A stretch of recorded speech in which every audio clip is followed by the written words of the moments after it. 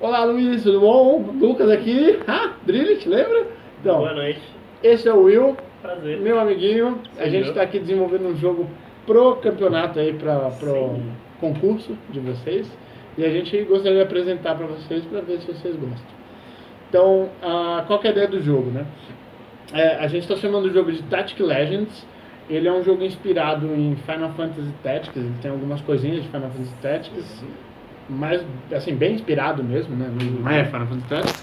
E League of Legends, que está em alta, joguinho de MOBA, então a gente define ele como um jogo de MOBA, de duelo entre duas equipes. É um jogo para 2 a 6 pessoas. Exato. Né? E ele tem duração aí, hoje, né, com essa versão do protótipo, ele tem uma duração mais ou menos de 1 hora. E qual que é a ideia do jogo, né? Cada jogador tem uma base, né? São 2 bases, a gente tem um tabuleiro aqui principal. E cada jogador controla os seus personagens dentro dessa base e se movimenta pelo mapa enfrentando os jogadores da base do lado oposto. Então é basicamente um jogo de times, onde um time está enfrentando o outro, nesse caso, nesse protótipo, o time roxo contra o time verde. O objetivo do jogo é você destruir.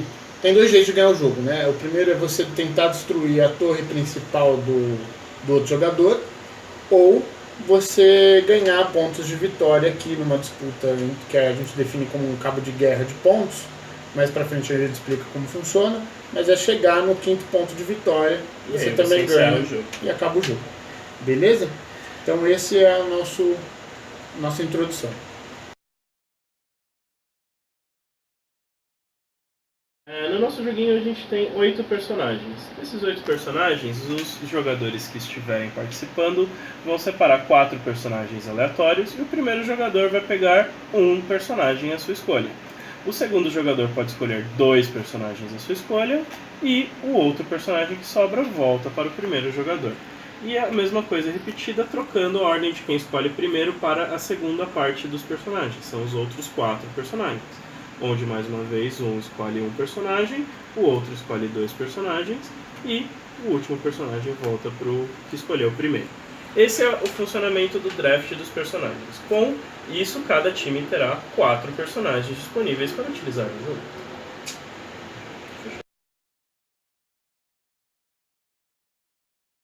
Bom, agora a gente precisa explicar também as classes, né? Por enquanto, no jogo base, a ideia, obviamente, é ter mais classes, mas a gente começa com 6 classes diferentes entre elas, cada uma com uma habilidade especial, assim como os personagens também têm habilidades especiais, tá? Cada time vai receber um conjunto de 6 classes, diferente entre elas. E aí, baseado nas suas escolhas de personagem, você vai escolher 3 classes para combinar com as cartas de personagem. E aí sim você vai ter o seu personagem completo com os status completos, né? Então você pode ver que as vidas dos personagens são diferentes entre elas, você tem poder que é o ataque, são maiores, você tem a defesa, isso varia para cada personagem e esse é o legal do jogo, né? Nunca vai ter o mesmo time toda hora. Né? Sim, todas as habilidades elas são únicas, né? Então a combinação de um personagem com uma classe vai fazer com que o jogo se torne único, esse seu time. Esse setup que você monta vai ser provavelmente um setup único que você vai jogar nessa partida. A próxima partida vai ser totalmente diferente. É um fator grande para rejogabilidade. Depois que você montou o seu time, já escolheu todos os seus jogadores, você tem que montar os peões. Como que funciona? Por exemplo, digamos que eu esteja com o time roxo, eu tenho aqui a classe que eu escolhi que foi o Squire. Eu vou pegar 2 peões roxos, 2 peões azuis e vou montar aqui e vou formar o meu Squire. Um vem para o mapa e o outro peão ele vai ser colocado depois aqui na nossa roleta de turnos que a gente vai explicar mais pra frente.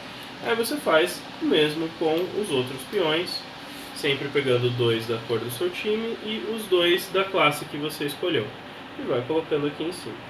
Então, no caso, são 2 para o Chemist, um vem para o mapa, o outro a gente vai deixar reservado, e 2 para o Knight nesse caso, um vem para cá e o outro vem para lá na sua base. Certo? Então, os seus peões vão começar na sua base. Essa é a forma de montar os seus peões.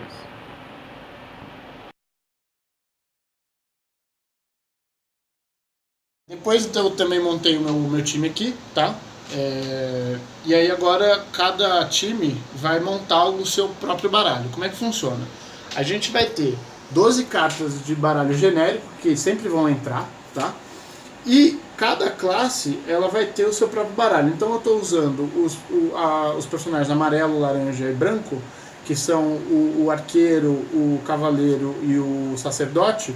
Então eu vou pegar as cartas do arqueiro, as cartas do cavaleiro e as cartas do sacerdote, tá? E colocar junto com as minhas cartas genéricas e embaralhar. Depois que eu embaralhar, o meu baralho tá prontinho e aí o Will tá fazendo aí o baralho dele também pra gente já conseguir jogar. As cartas sobressalentes você pode guardar de volta, não vão ser utilizadas neste jogo. Assim como os pinos sobressalentes e o personagem que sobe. Certo? Então esse é o meu baralho, é só embaralhar ele e a gente está pronto para começar a jogar. Bom, sobre cartas ainda, a gente esqueceu um pequeno detalhe que é como eu compro uma carta nova, né? A compra de cartas aqui não é feita por turno, ela é feita conforme você anda no mapa. Então, por exemplo, se eu andar aqui até esta área, quando eu chego nessa área, eu compro uma carta. Então eu cheguei nessa área, eu vou comprar uma carta. Se eu passar meu turno e continuar nessa mesma área, no início do meu próximo turno, eu vou comprar uma carta por estar nessa área. Então, as áreas que tem as compras de cartas, esse símbolozinho com o mais e as cartinhas, elas servem tanto no momento que você passa por elas, quanto no momento que você inicia um turno nelas. Então, mesmo que eu esteja aqui, se eu passar por essa área, eu compro uma carta porque eu passei por essa área. Certo? É dessa forma que funciona a compra de novas cartas. Importante lembrar que você não pode andar 2 vezes pelo mesmo lugar para comprar mais cartas, né? Ela só ativa uma vez por jogada sua, né? Esse é um detalhe importante. Mas nada impede de, por exemplo, você começar aqui e comprar uma carta, você anda até aqui e comprar mais 2. Isso. Então você compraria 3 cartas no turno, mas você não poderia voltar nem nessa área nem nessa área para comprar mais uma carta, porque você já usou essas 2 áreas de compra nesse turno. É assim que funciona a compra de cartas.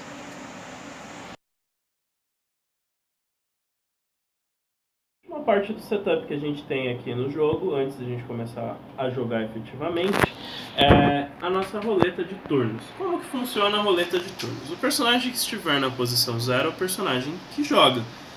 Então, por exemplo, se o personagem do Lucas estiver aqui na posição 0, esse vai ser o personagem que vai jogar nessa vez. A partir do momento que ele fizer ações, ele vai andar nessa roleta para uma outra posição. E, após ele ter jogado e todos os personagens desse espaço serem jogados, a roleta vai continuar rodando até ela voltar novamente nesse personagem e ser a vez dele mais uma vez. Ou até outro personagem, né? Isso. Então os outros personagens que estiverem no caminho na posição 0 vão jogando enquanto isso até voltar para a vez dele, certo? É dessa forma que funciona a roleta de turnos. Como que funciona no início do jogo, onde nenhum personagem está na roleta de turnos? Vamos lá, foca aqui para mim, por favor. Cada personagem ele tem um custo por ação. Esse custo por ação define em qual local da roleta que ele começa. E o jogador que estiver jogando vai escolher qual personagem colocar primeiro em cada um dos locais. Então, por exemplo, digamos que eu vou colocar o meu Squire, que é um tanker, certo? Ele tem um custo por ação de 3 e ele é o meu pino azul. Então vamos lá, eu venho aqui, eu pego o meu pino azul, certo? E eu, sendo o primeiro jogador, eu vou colocar ele no primeiro quadrante da posição 3, certo? Então esse meu personagem vai jogar quando a roleta girar e chegar até o 3. Eu começo fazendo isso, aí depois o Lucas vai fazer a mesma coisa, escolhendo o personagem dele e colocando na roleta. Ele colocou, no caso, o Priest dele, que é o personagem branco, que também tem 3 de custo por ação, e ele entra no segundo slot da posição 3. E assim sucessivamente a gente vai colocando. O meu Knight, por exemplo, entraria também na 3. A 3 está ocupada, ele vai para o próximo espaço disponível, no caso 4. E aí, mais uma vez, o Lucas vai e coloca mais um personagem dele, e eu vou e coloco o meu último personagem. E ele vai e coloca o último personagem dele. Nesse caso, o personagem dele tem 2 de custo por ação, portanto, ele entra no primeiro slot vago da posição 2. E aí, após isso, a roleta vai rodar até encontrar um jogador disponível ou algum evento. Como vocês podem ver, tem 2 eventos aqui que a gente vai explicar posteriormente. E nesse caso seria a vez do Lucas, começando com o arqueiro dele, que é o personagem amarelo que ele colocou aqui na antiga posição 2. E aí a gente tá pronto para jogar, né? A gente já está pronto para jogar. Boa. Estamos com o nosso baralho. O único detalhe é a mão inicial. A gente não comentou antes sobre o baralho, mas cada jogador compra 4 cartas na sua mão inicial. E essas são as cartas que você vai ter para interagir com o jogo aí durante as jogadas que forem construídas.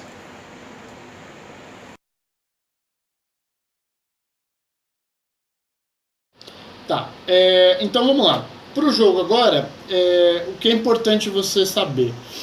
Durante seu turno, né, quando você vai jogar com um personagem, você pode fazer algumas coisas.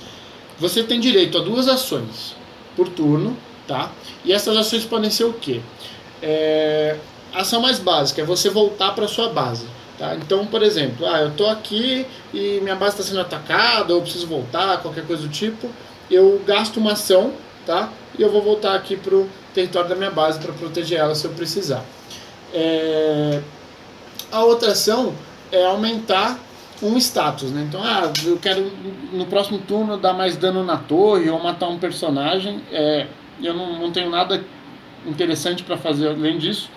Eu posso escolher com esse personagem aumentar, estou usando o personagem errado, aumentar o status. Então, para o próximo turno eu vou aumentar o meu poder em mais 1. Tá? E aí eu vou pegar o tokenzinho de mais aqui e colocar na minha carta para lembrar que eu tenho mais 1 de poder para o próximo turno. Exato. No final do próximo turno, quando eu fizer a ação, para o próximo turno do arqueiro, né? Quando eu usar o arqueiro, na próxima jogada, esse aqui vai embora e beleza. Lembrando que esse bônus é só para a próxima ação que esse personagem realizar. Então Você pode inclusive usar nesse mesmo turno para você ganhar mais poder e já fazer a sua segunda ação e aí você gasta esse bônus, tá? Esse bônus é para a próxima ação. Um outro ponto que é importante é que só dá para você ter um bônus de poder, defesa ou movimento. São os únicos 3 status que você pode ter esse bônus. Isso. Depois você tem a movimentação. Então, nas cartas de personagem, a gente vai ver aqui que tem o status de movimento. Então, por exemplo, o meu aprendiz Knight, ele move 3, tá? Só que não é cada uma ação, isso aqui é uma ação completa. Então, com uma ação, eu consigo mover no tabuleiro o meu Knight 3 espaços, tá? Você vai ver que tem outros personagens que movem 1, movem 2, movem 4, por aí vai. Tá? Mas isso conta como uma ação só. E a outra ação, que é bem importante, é você atacar, né? Existem o ataque funciona igual para todo mundo. Você pode atacar personagens, torres ou monstros, tá? Os monstros a gente vai explicar um pouquinho mais para frente, mas só para questão de explicação. Existem 3 tipos de alcance no jogo. Existe o alcance corpo a corpo, que eu preciso estar no mesmo espaço que o meu alvo. O alcance curto, que eu preciso estar a pelo menos 1 de distância, tá? Ou seja, uma área adjacente, né? E o alcance longo, que eu posso estar a 2 de distância do meu oponente, tá? E aí o ataque é bem simples. Eu vou ver aqui o meu poder. Então, sei lá, o meu poder é 2. Eu vou pegar 2 dadinhos de ataque, tá? Que são esses dadinhos, e rolar. Para cada espadinha que dá é um acerto, e esse aqui é um acerto crítico. Tá? O vermelho ele é um bônus que é dado conforme você vai ganhando mais pontos de vitória. E aí o jogador vai ter que defender, a gente explica isso mais pra frente na sessão de combate. E a outra coisa que é possível de usar são as cartas. Tá? Você tem basicamente 3 tipos de carta. Cartas que você pode usar durante o seu turno, tá? E aí ela tem um efeito. Cartas que você pode ocultar e cartas que você pode usar no turno do oponente. O importante notar é que você tem cartas específicas de classe. Então, por exemplo, essa carta aqui, ela só pode ser usada pelo Priest, no turno do Priest, tá? Então eu não tenho como usar ela jogando com o meu arqueiro. Agora, existem cartas que é do baralho do Knight, mas são genéricas, ou seja, qualquer personagem meu pode usar essas cartas, tá? E existem as cartas genéricas que não são de nenhum baralho, que qualquer um sempre pode usar, tá? Sempre que eu usar as cartas, elas têm um custo na iniciativa, né? Que é o custo da ação aqui, e eu vou andar conforme o meu custo de ação, tá? Inclusive eu posso ocultar cartas, jogar elas baixadas, fechadas, para no futuro, se a condição aqui for verdadeira, eu posso revelar e fazer o efeito daquela carta, tá? Lembrando um grande detalhe que a gente tem aqui, né, os tipos de carta que a gente tem são 3 tipos, né? Eles são denominados na letra que fica na carta. Então você tem a carta O, que é uma carta ocultável, a carta R, que é uma carta reativa, ou seja, você pode usar essa carta quando acontecer a ação dela, mesmo no turno do seu adversário. E para o personagem que você usar como alvo dessa carta, você vai ter que pagar o custo aqui na iniciativa ou em cima dessa roda de turnos, ele vai ter que andar um determinado número de turnos. E tem as cartas U, que são as cartas que você pode efetivamente usar no turno do seu personagem. Aliado a tudo isso, uma outra opção que você tem de ação dentro do seu turno é você descartar uma carta. Quando você descarta uma carta, você reduz em 1 a iniciativa desse personagem neste turno. Então, por exemplo, se eu quiser, mas eu só posso fazer isso uma vez com uma carta por turno. Então eu posso descartar uma carta, o meu custo de ação, por exemplo, se eu estivesse fazendo 2 ações com o Squire, iria de 6 para 5, que o meu custo por ação aqui no Squire são 3. Então eu tenho direito a 2 ações e eu iria para o 6. Eu descarto uma carta, eu vou para o 5. Tá? Isso é para você ter uma dinâmica melhor e você conseguir ter uma estratégia legal voltada para roda de turnos. Tá? Essa que é a ideia por trás aí dessa mecânica das cartas. Isso aí. Fechou.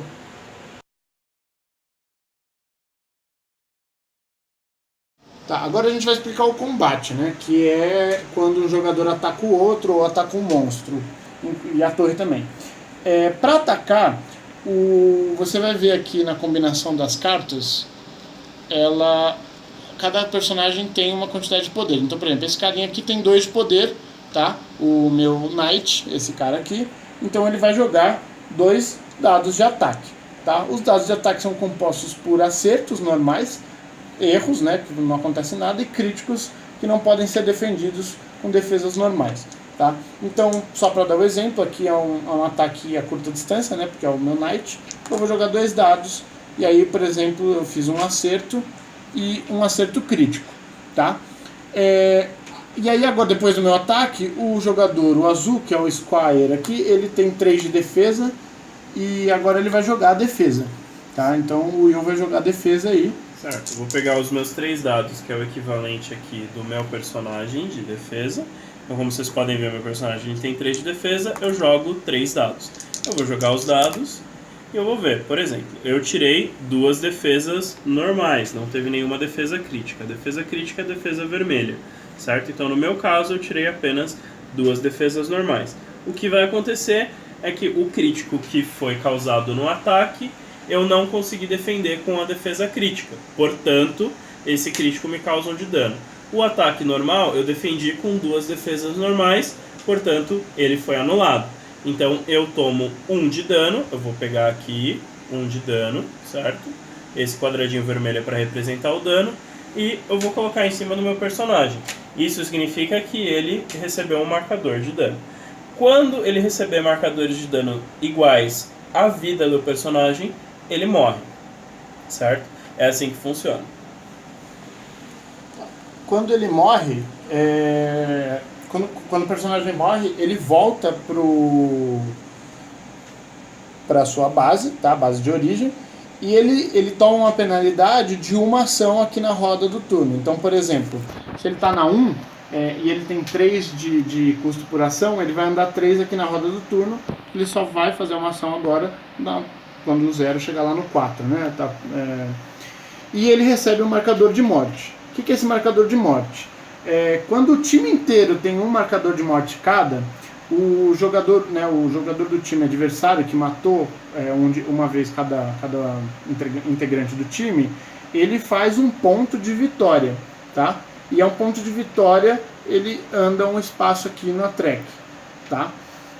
Quando esse ponto de vitória está na espadinha, a gente tem o dado de ataque aqui, a espadinha vermelha. Essa espadinha começa a valer um ataque também, então a chance de acertar um ataque é maior.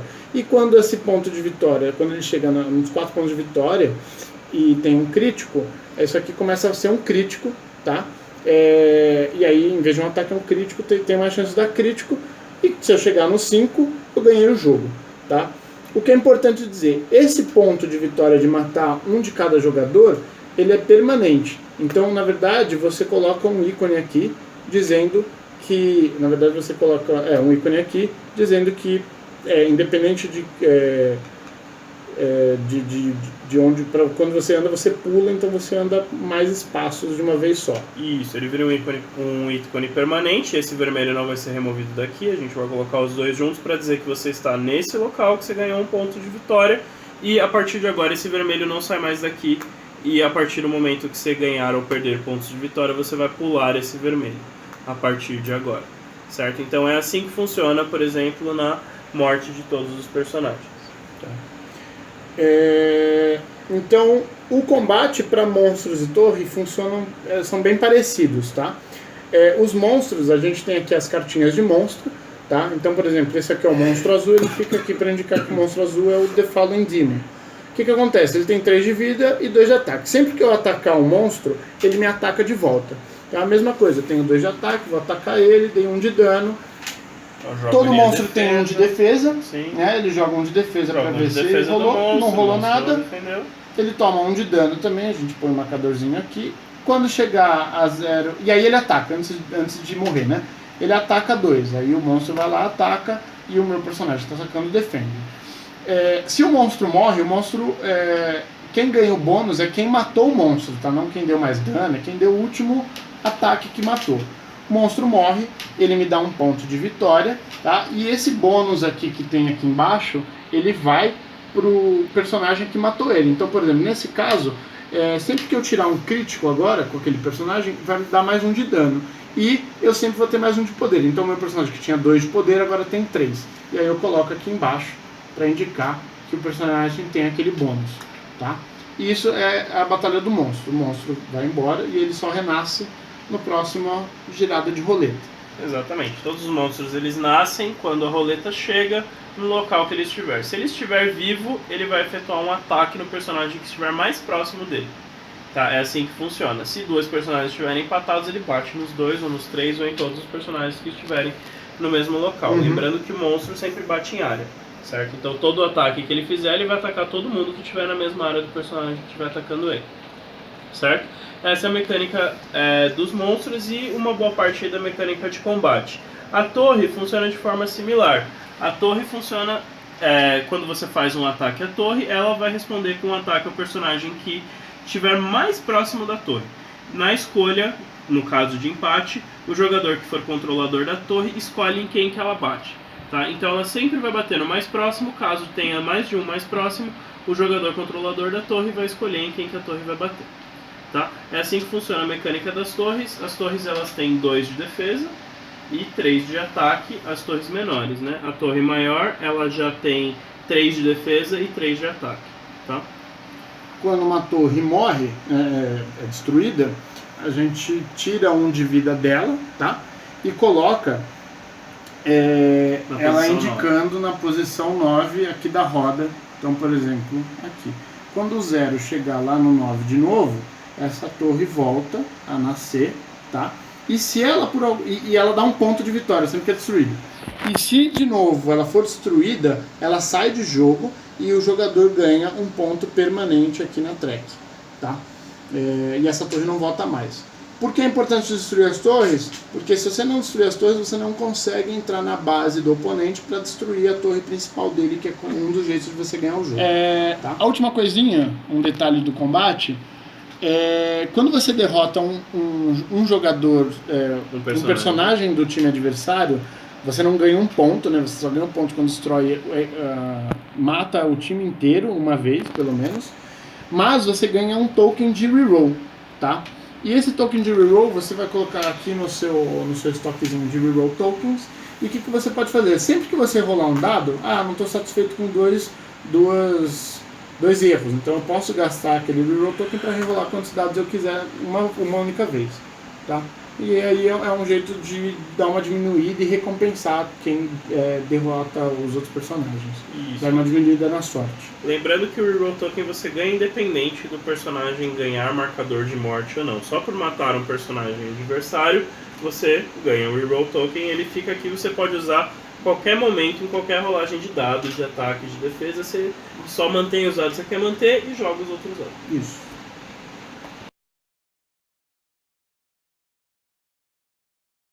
Bom, com relação a ganhar o jogo, como se ganha o jogo? A gente já falou um pouco, mas a gente vai falar de uma forma mais específica. Você pode ir ganhando pontos até você ganhar, chegar no último espaço aqui da nossa corda de pontos, certo? Então você tem aqui os pontos que vão e voltam de acordo com o jogo. Lembrando que você pode ganhar pontos destruindo uma torre, você ganha um ponto, matando um monstro, você ganha um ponto, e derrotando todos os personagens adversários, você também ganha um ponto, certo? Tem alguns pontos que são permanentes. Os pontos permanentes são os pontos quando você destrói uma torre pela segunda vez e quando você destrói o time adversário. Uma outra forma de se ganhar o jogo é quando você destrói a base do seu adversário. Então, por exemplo, aqui a gente tem as torres iniciais, que elas têm 3 de vida, e a gente tem essa torre, que ela tem 5 de vida, que seria o equivalente aí ao Nexus do adversário. Uma vez que você destrua o Nexus do adversário, você ganha o jogo automaticamente e o jogo acaba. Essas são as formas que a gente tem aí de O jogo ganhar. que a gente está desenvolvendo aí faz já uns 4 meses, espero que vocês tenham gostado, a gente agradece pela paciência. Sim, são muitas regras, a gente tem essa consciência, não é um jogo muito leve, porém a gente espera que seja um jogo bem divertido. Pelo menos nós nos divertimos bastante fazendo isso. E é isso aí. Escolhe nós.